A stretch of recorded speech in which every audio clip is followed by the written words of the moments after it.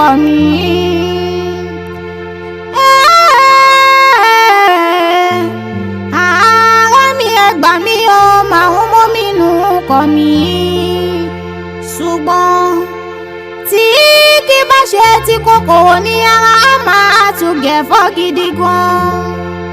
Tí kì bá ṣe tí kòkòrò ní ara á máa tún gé obì gidi gan. Igi tó dá wọ́n ti ní kì í pẹ́ nígbó. Igi dá ẹ̀yẹ́fò àkùkọ kọ́ lẹ́yìn ọmọkùnrin.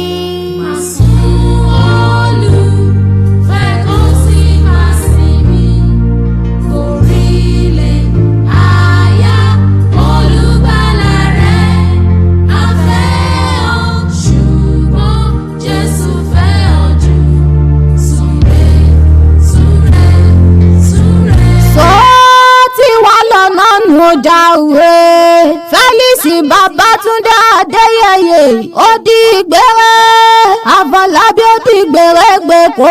Ó dárìnà kó ó dojú àláfírí. ẹni rẹ̀ là nílẹ̀ yìí. àṣẹ kò sẹ́ni tí ò ní kú. kò sẹ́ni tó ní àwọn alákejì. kò séèyàn tó kó bàbá rẹ̀ onídìgbò.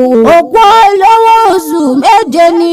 òkú òtòṣì oṣù mẹ́fà. Felix Babátúndé Adéyẹyè Àfọlábí mọ́lòkù ọlọ́mọṣù támọ̀ye. ìjọ àbákú ọmọ ẹni tí ń gbé ní ìsìn. gbogbo ẹbí àtàrà náà ṣẹlẹ́dẹ̀ lẹ́yìn rẹ̀. aya rẹ̀ Lucia Olúkẹ́mi Àfọlábí ó ń ṣẹlẹ́dẹ̀ lẹ́yìn rẹ̀. bàbá kú lọ́jọ́ kẹtàdínlógún oṣù keje inú ọdún 2021 náà ni ó jáwé. ọjọ́ náà ni Felix ìwà kalẹ̀ lọ. gbogbo ọmọ pátápátá ló ń ṣẹlẹ́dẹ̀ lẹ́yìn rẹ̀. olúwa dòyìn mọ́lámi olúwa rínú. olúwa tó yọ sí ọmọ Felix náà ni. olúwa gbémi sọ́lá ayọ̀mídé. olúwa ti ṣe orí ọ̀fẹ́ olúwa bísọ́lá. ìkẹ́ olúwa jọ́ǹpọ̀ àyànfẹ́ olúwa gbogbo wọn pátá náà ṣẹlẹ́dẹ̀ lẹ́yìn rẹ̀. ilé àdé ọmọ ẹlẹ́rìn mọ́sá ọmọ eléwé ládọ́gba ìmọ̀dù tó ní mọ̀dù ọmọ abilẹ̀rìn tó lẹ́rìn ẹ̀rìn mọ̀jẹ ọmọ sàájà ọmọ arẹ́sìn dára lókè àfòlù ọmọ àfòlùmọ̀dẹ ọmọ wágùn ẹ̀rìn mọ̀jẹ kó ọmọ wẹ̀rìn lọ́nà ogun kó wẹ̀rìn lọ́nà ogun kó tọ́jú àṣọ bàbá irin kó ní ìbàjá ń pàkó kó lọ́ọ̀bì akéké sórí kó tó wẹ̀rìn lọ́nà ogun. ọjọ́ ò dàbí ọjọ́ tí kì í adínà lẹ́rìn o wọ́n máa fọ́jú débẹ̀ kò lè gégi igi ń dún kàràrà igi ń dún kòròrò kíní kan dún wìrìwìrì níkùn